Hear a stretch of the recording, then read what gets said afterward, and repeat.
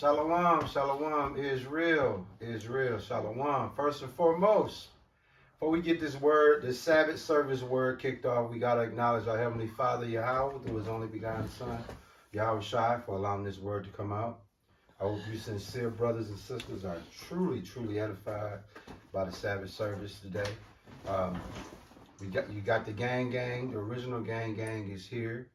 You got the elder, the spiritual head, myself, and the present and future of the church, his son. Before the camera came on, we was having a conversation, and hey, y'all don't want it.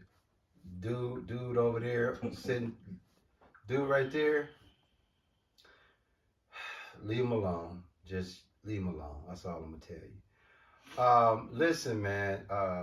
For those who just joining the channel, every Sabbath service, man, the elder spirit of charge of the word, he MCs the word, he carries the word. Me and his son, typically the supporting cast, we kick in scriptures and our output on speaking of scriptures, it's low. I'm gonna have you hold that. I know your dad getting ready to come out. I'm gonna have you hold, man, I want to say Numbers 14, 18. 14, 18. Yep, Numbers 14, 18. As the elder get ready to bring this word, I just want to say this to y'all, you sincere brothers and sisters, man. When we get together and when we get together every Sabbath service and have this church, for us, this is our therapy. This is our drug. This is our peace. This is the one time where we get away from the madness out there and come together and just sup with y'all spiritually with what's going on. So our goal is when y'all tune in on the Sabbath service, this for y'all to get away from everything, get some spiritual understanding of life.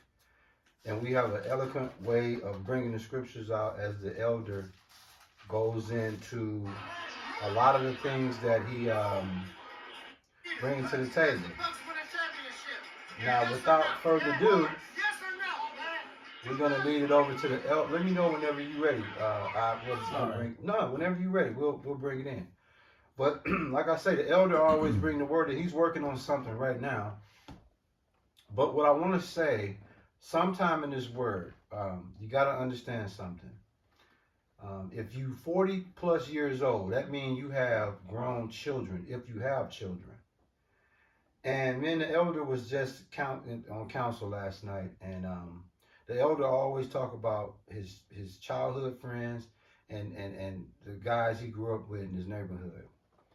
And dealing with this, we realized something. When we was kids, we should have already knew.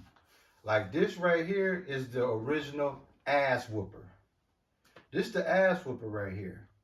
And what I mean by that is, when you understand the do's and don'ts, your whole walk of life is gonna change.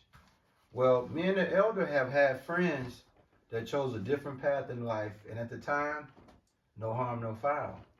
But then when we grabbed a hold of this, the elder grabbed a hold of this 12, 13, 14 years. Me, 10, 11. But when you grab a hold of this, you find out, like, wait a minute. You mean to tell me it's certain things that I could do or have done that my kids gonna pay for? Yeah. And the elder got two good friends that's living the nightmare of the sins that they have done. And me and the elder now, we scared as shit because our previous sins ain't nothing like a lot of others, but the Lord can still bust our head by way of our kids because of it. So we be scared and nervous all the time. What's my point? If you an Israelite brother out there and you had a wild childhood, young adult life where you was doing a whole lot of things you know now you shouldn't have been doing, ignorance don't get you out of that. Oh. your third, fourth generation, your kids is gonna suffer for that. Which means you can do all the praying, you can do all the advising, the saying, don't go here, don't go there. You can do all of that. Is it gonna matter? Nope. You better hope he have mercy. Yeah. So before the elder, without further ado, Ish, can you give us that Numbers 14:18, and we're gonna turn it over to the elder? Or do you already got it? Yeah. Or the elder? See, that's the spirit. Elder already got it. Numbers chapter 14, verse 18. And Yahweh is long suffering Exodus 34. and of great mercy, forgiving iniquity and transgression, and by no means clearing the guilty, visiting the iniquity of the fathers upon the children unto the third and fourth generation. So a father's sins can last 3 or 4 generations. So just imagine the perpetual cycle that we're looking at of sin. The father does an insurmountable level of wickedness. The son is born, picks up traits or whatever life experiences, another insurmountable level of sin. At what point does the 4 years actually run out? It's almost like a trick question. It don't run out. Right. It's like you got 4 years to get out, but the seed is already planted in a son that's already starting the life of sin all over again. And then all over again. And then all over again. They don't never get 4 clean years. 4 clean generations. Right. Now look. 4 clean generations. You know why it never ends? Because when the father do his sins, right, and then his son do his sins, by the time that son have a son, one of the other two already dead. Right, and that's so resetting the whole. Yeah, all over again. Like you don't get out of it. It's got to be generation. Okay, so basically all your sins that the Lord matter of fact, just give them your rendition of that Numbers 18. Exodus 34 and 7. Yeah. Yeah. Exodus chapter 34 verse 7.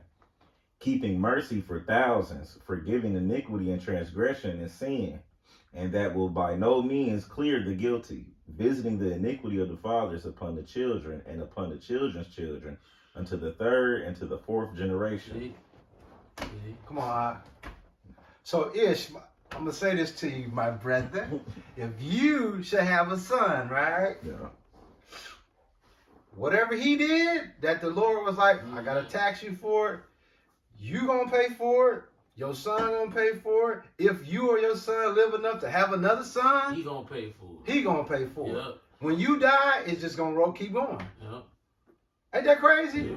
Now look, this man didn't know at 16, 17, it's things he could have did.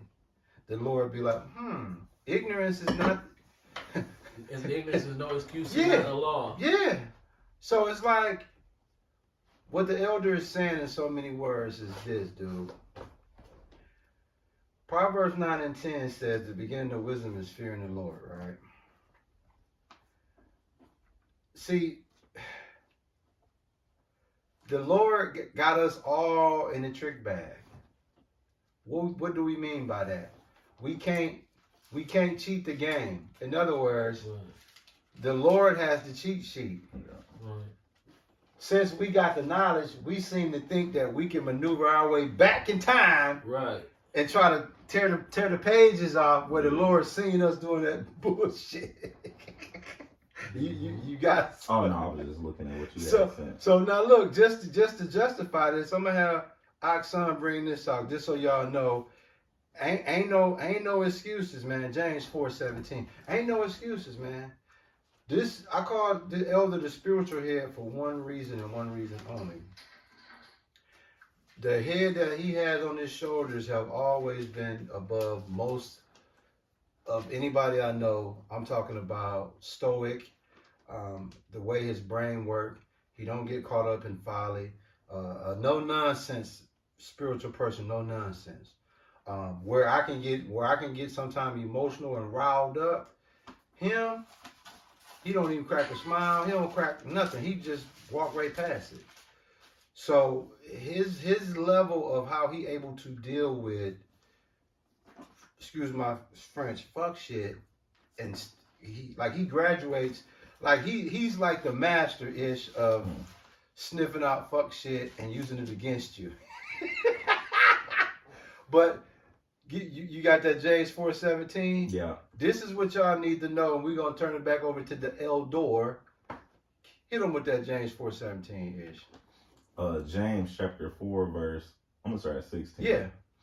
But now ye rejoice in your boastings. All such rejoicing is evil. Therefore to him that knoweth to do good and doeth it not, to him it is sin. See that? See us, we know better now. So if we go out and do that bullshit knowing better, It's even punishment, even worse. Yeah. Super cook. so we to be honest, we kind of envy you niggas in the sense that y'all can kind of do something. It's like the cartel. It's amazing, honestly. Because Yeah. you can look at a nigga do some shit so wild and be. Like, it's like the cartel. I'm looking up for him. Blood in, blood out. You were just saying this. What you be Do doing? it again. Come on, let me back away from this nigga. Now that's a nigga that don't know better. But you This is how the Lord pull up. He pull up in front of the house. He like, you rolling, you going on the lick or what? You gotta make a choice. Once you get in that car and the door closed, it's blood in, blood out. Yeah. This the cartel. Boys. Yeah, this is cartel. Ain't no getting out. Hell no. You know how you get in the cartel? Like it's, you can't make $7 billion and then say, oh man, we had a good run. They were like, no, bro, we gotta keep going. Well, I got $7 billion. You got $100 billion. It's over. It's over when you die. Now you can leave, but then when you leave, they gonna come behind you and clip you. This is the process of the Lord. He said, no man who puts his hand to the plow and then take your hand off the plow is fit for the kingdom. Plus, he jealous. Plus, why would you want to walk away from this brilliant knowledge? See, the Matrix, that Edomite in the Matrix, John 9:41. he demonstrated that sort of on the movie. He said, I want to go back in the world. I remember And that. then he said, I don't want no memories of knowing the truth. I want to be lied to. And I want to be somebody important like an actor. And he told you, hey, I don't want to remember anything. So as a man who follows and tries to pinpoint exactly what it is that the Lord wants us to do, how he wants to finish out our lives, you if you're honest, you'll have a bout going on in moments of weakness that you will ask yourself, like, man, what have I got myself into? Because you can easily walk back into the world, but once you know that they poured your soda out the toilet, it don't matter how good it tastes. Right. You know it was poured from the toilet, the public toilet. So it's like, man, this tastes like a fresh can of ginger ale, fresh out the refrigerator, but they poured it out the toilet. And I know, had I not known, I could drink it in bliss. Yeah. But because I know that it was poured with toilet water, I'll never be able to enjoy it. So it's the same play. You can go back into the world, but how you gonna ignore the knowledge that you've obtained and just throw it away to become a screaming sports fan who at the game with a baconator? Now guess what? Listen what your son holding. It's funny you just say that. What you got, Ish? John chapter 9 verse 41. And Yahushua said unto them, if ye were blind, ye should have no sin. But now ye say, we see, therefore your sin remaineth. Mm-hmm. See that? We again, we can't play like we don't see it. We in the trick bag for real. Right. You got in the car. So it's blood in, blood out. Now look, just to show you what the elder talking about, the Lord has a sense of humor. We're gonna show it to you. It's like trying to get out of the game. What you say, Ish? You said boys in the hood, right? Yeah. Now I want y'all to catch this because we're only gonna do it one time. When Trey got in that car, initially, He was 10 toes in. Let's get it. But guess what? About 3 or 5 minutes, the Lord tapped his shoulder and said, hey, you want to keep moving forward with this? Or you want to get out? What did he do? He got out. But how did he get out, though? Well, I'm saying, how did he inform? Joe, let me out. Why? Let me out. Why Trey wanted out? Because he realized if I'm in the car when this go down, that's party to a crime. See that? That's us. Yeah. He knew better. He knew if he moved forward with them, he was fucked. So he deviated. That's the exact same thing the Lord expects us to do. Plus, it didn't have to go their way. Them niggas could have been dumping back and killed Trey. Right. But that's what the Lord expects us to do. Right. So if Ish got a friend that's finna go do some goofy, Ish got a decision to make. I can't play like I don't know. He green. Yeah. Do I go with him or I be like, hey man, shit, I'm gonna holler at you tomorrow? The elder, he had to shut the door on a lot of worldly situations with guys that he truly loved as friends, like brothers. But he had to turn a different direction. Because sometimes poisonous people don't mean you imminent harm, direct harm. But it's a harm that they bring in the overall spiritual well-being. Yeah. They take away the spiritual well-being of the environment. Yeah. Because they got too many demons on them. Right. And you can't tell them they got demons. No, you can't tell them because in their mind, one thing I noticed about the black male experience is mental illness and rough shot thoughts, delinquent, demented, outrageous thoughts are normalized. So if somebody says I'm gonna sell dope today, and they whip out a cigarette and start smoking it, that's totally fine. But if somebody says, hey man, do you ever think that God could speak directly to you without you having to do this or do that, or anything that has not been generalized as taught to black people as an acceptance, they'll say you crazy.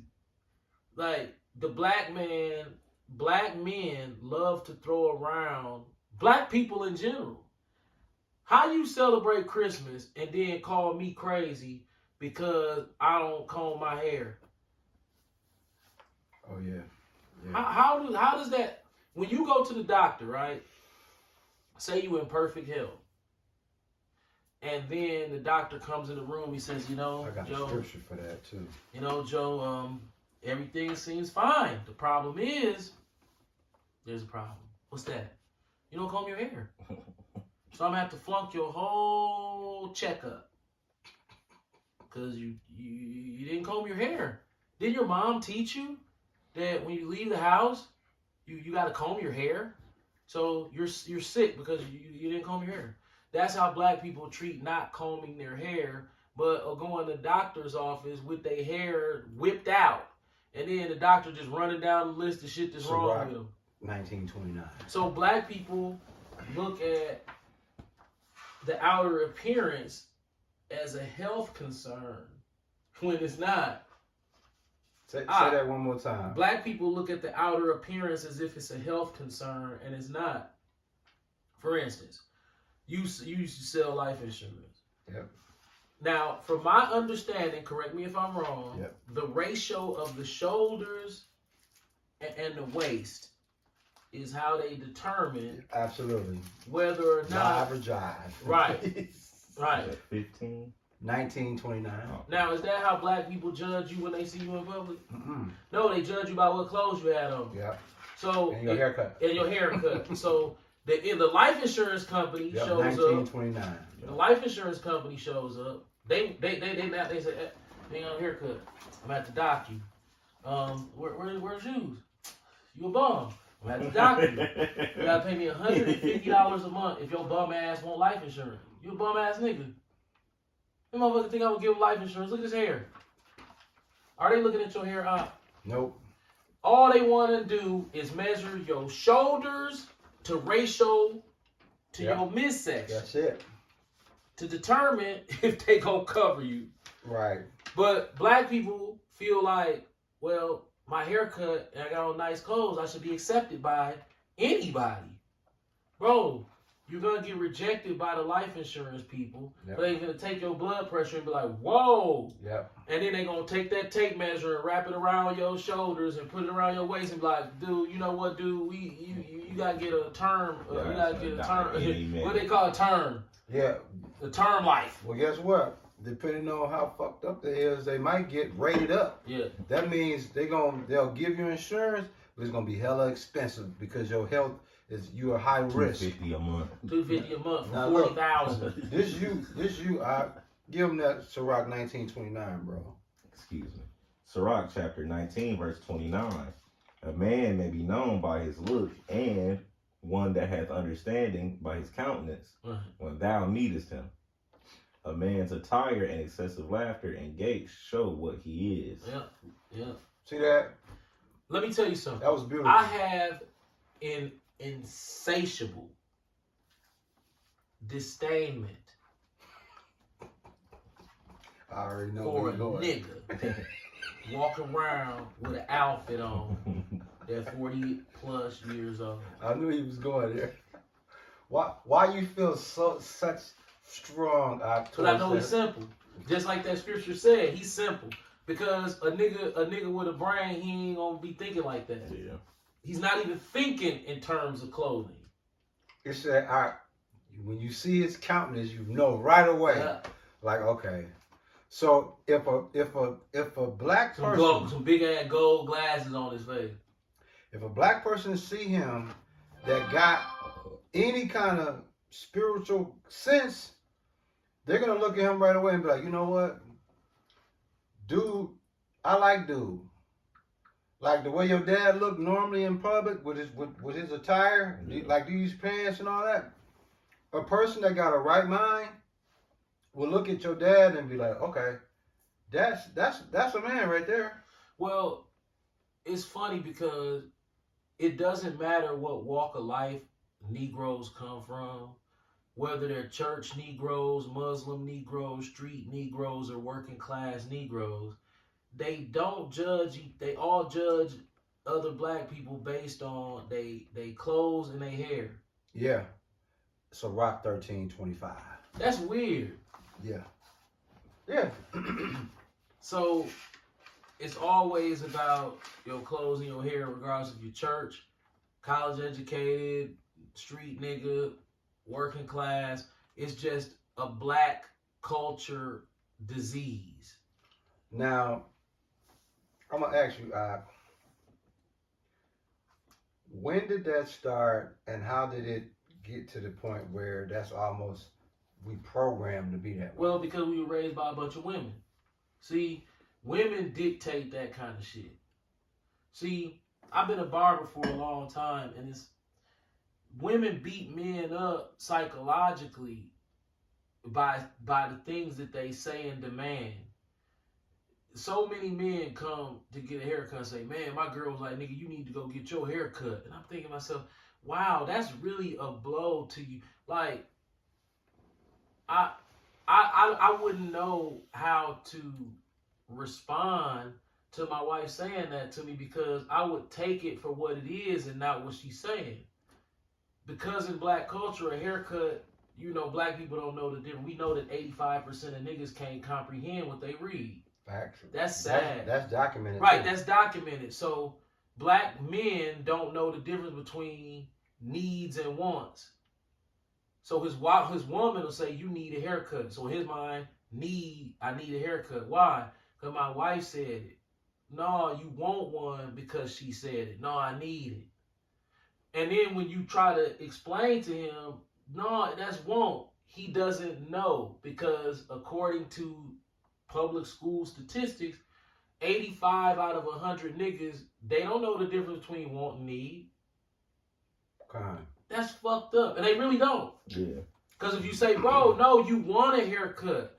No, I need it. And then when you cut them and say, well, Jay-Z don't get haircuts, that's different. How is that different? He don't need no haircut. He got $1 billion.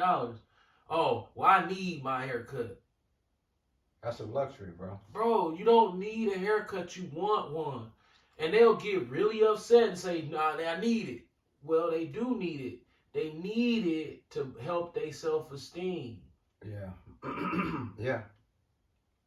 Because if they don't get a haircut, then their self-esteem be fucked up. Is what you holding there, Sirach? Sirach 13:25. Bust their head with that right quick. Sirach chapter 13, verse 25. The heart of a man changeth his countenance, whether it be for good or evil. And a merry heart maketh a cheerful countenance.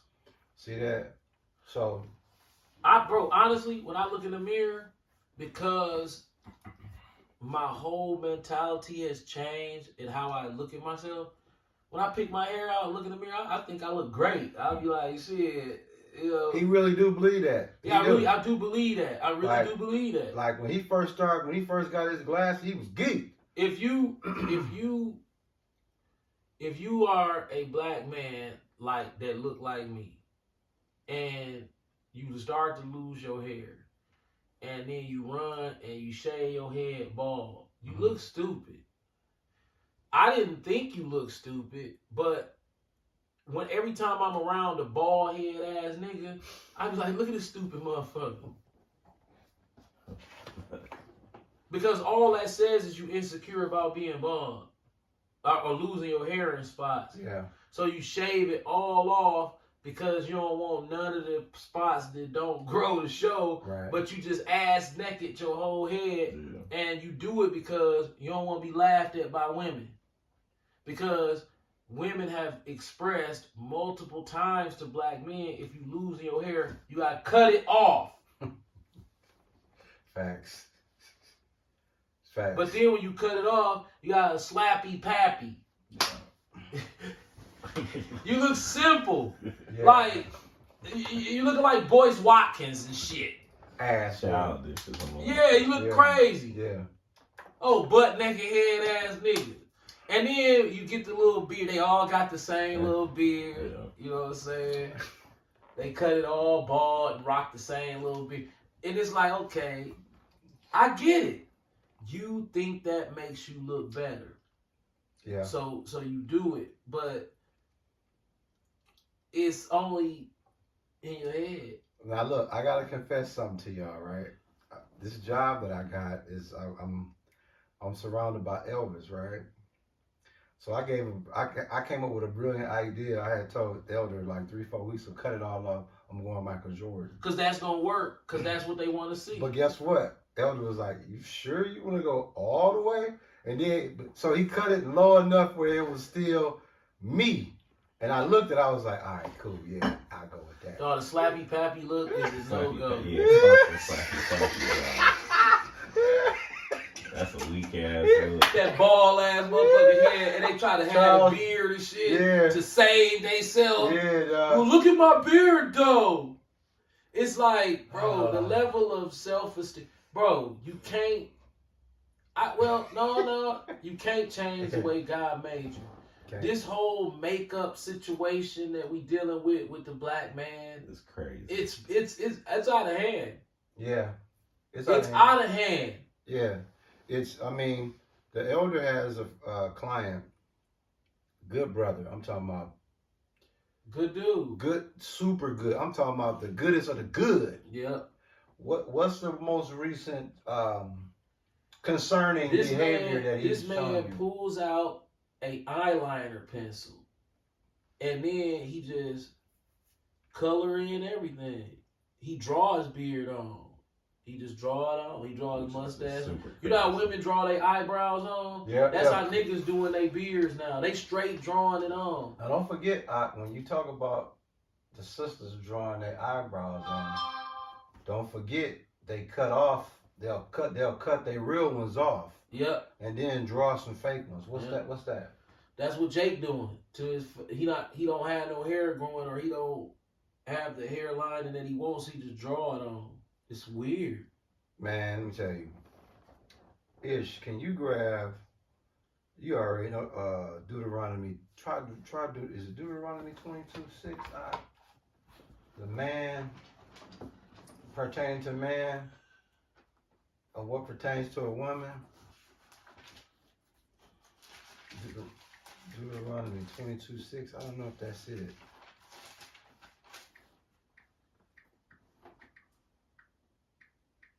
I think it's 5. 5. Okay, yeah, it is 5. Deuteronomy chapter 22, verse 5. The woman shall not wear that which pertaineth unto a man, neither shall a man put on a woman's garment, for all that do so are abomination unto the Lord thy God. Okay, can you expound on when a man start putting on makeup? Ain't that a woman trait? Yep. That's what a woman. So a man shouldn't even be doing that. Just like a man shouldn't be putting on garments that belongs to a woman. It's amazing how they can This is what I suspect is going on. If you Google around on the internet and you try to find out what MK means in MK Ultra, they don't tell you. That's weird. I mean, I'm pretty sure if I don't know. Gotta mean something. Right. If Oh you yeah, it Google can't just sit there. Right. They won't tell you what MK means.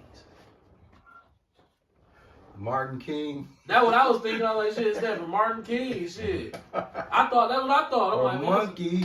because we know that it's easy to put somebody in mind control with repetition. So Beam used to be the laughable-est shit ever. Like, if you had Beam in your head, everybody would laugh. What the fuck is you doing? Yeah. Now it's like if you don't got it's fashionable now. Right, if you don't got it, it's like your barber ain't cold. Yeah. Like, dog, you need to switch barbers. Like, why? Like, dog, he don't be having you crispy. So think about what you just said. Ish, can you give us that Deuteronomy 22:5 again? One more time. Yeah. Deuteronomy chapter 22, verse 5.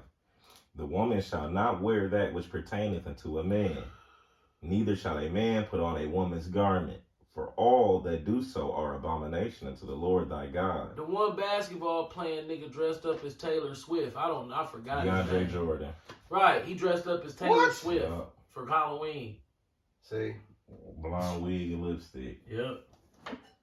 So that right there just show you. And then not only that, these niggas with these tight jeans and shit.